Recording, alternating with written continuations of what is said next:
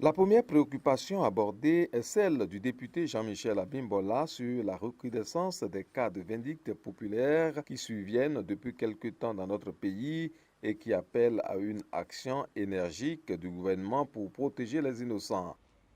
Ce phénomène semble être la résultante de la vague de braquage et d'insécurité dans notre pays. Nous ne pouvons admettre et accepter que cela perdure. Et à cet effet, je voudrais inviter le gouvernement à présenter à la représentation nationale les dispositions urgentes prises pour réduire l'insécurité dans notre pays. Deuxièmement, les mesures envisagées pour mettre un terme au phénomène de la vindicte populaire.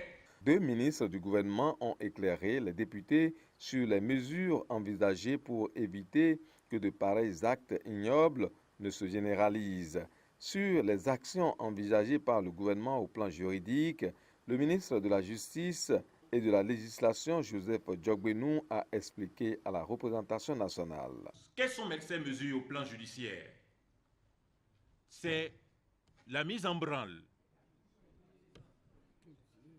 c'est la mise en mouvement au travers les différents parquets, les parquets généraux, les parquets de la République, les unités de gendarmerie et de police, des ressources personnelles et des moyens adéquats au fin, premièrement, de prévenir de tels actes, mais deuxièmement et surtout, de rechercher, de présenter, de punir les auteurs de ces actes de barbarie.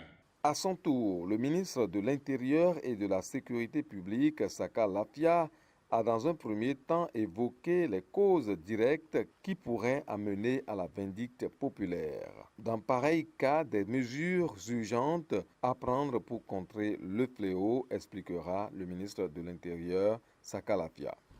Pour lutter contre ça, comme vous le comprenez, l'état de responsabilité de l'État. L'État doit pouvoir assurer la sécurité.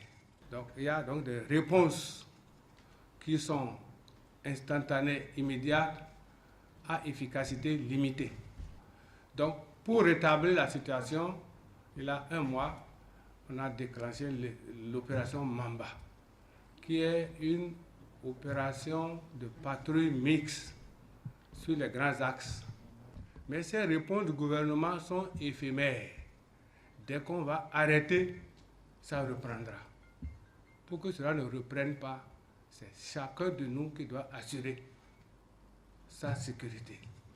Maintenant, la police se met à disposition. Dans 2 semaines, on mettra à nouveau en service un numéro vert, 4545. Tous les réseaux appellent ce numéro, ça prend. Avec une équipe, s'il y a un cas, on peut agir pour aider. En conclusion, l'auteur de la question, Jean-Michel Abimbola, a repris la parole pour se dire inquiet si chacun est appelé à assurer sa propre sécurité. L'État a l'obligation d'assurer la sécurité de ses citoyens, a-t-il conclu.